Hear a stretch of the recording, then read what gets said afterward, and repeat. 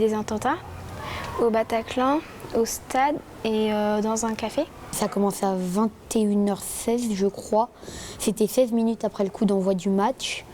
Et d'un seul coup, il y a eu des kamikazes qui ont tiré leurs gilets explosifs. Et ça a créé un mouvement de panique en fait. Il y a eu aussi, comment dire, des fusillades dans un café ou un restaurant, je crois. 130 morts à peu près. Pourquoi ils ont fait ça? Je comprends pas. J'étais choqué, tout simplement. Je me dis ça fait mal pour les gens.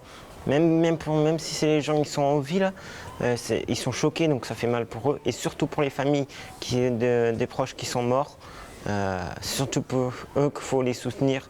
J'ai appris aussi qu'il y avait des familles qui ont perdu des proches, plein de monde, donc aussi beaucoup de tristesse pour ces personnes. Le président s'en est rendu compte.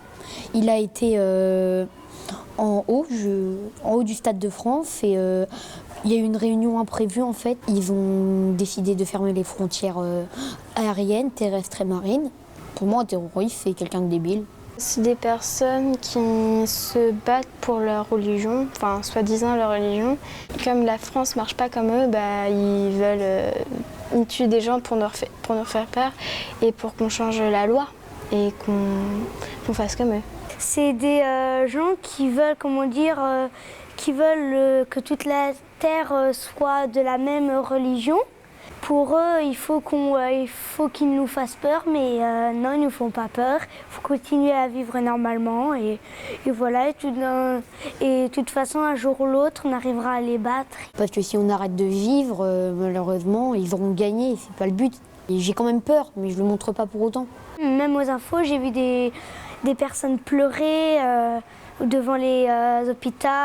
Donc il y avait plein de monde qui se demandait est-ce qu'ils vont être opérés, est-ce qu'ils sont sains et saufs, est-ce qu'ils vont mourir. Mais je réfléchis, je me dis alors, est-ce que ça va s'arrêter, est-ce que ça va pas s'arrêter? Et même très souvent, ils ont parlé de l'attentat de Charlie Hebdo. Parce qu'on est tous en danger, voilà, on dit potentiellement en danger. Donc tout peut arriver sans qu'on le sache. Du coup, il y a quelques jours, François Hollande nous a bombardé la Syrie, il me semble. Je pense que là, la guerre est vraiment déclarée.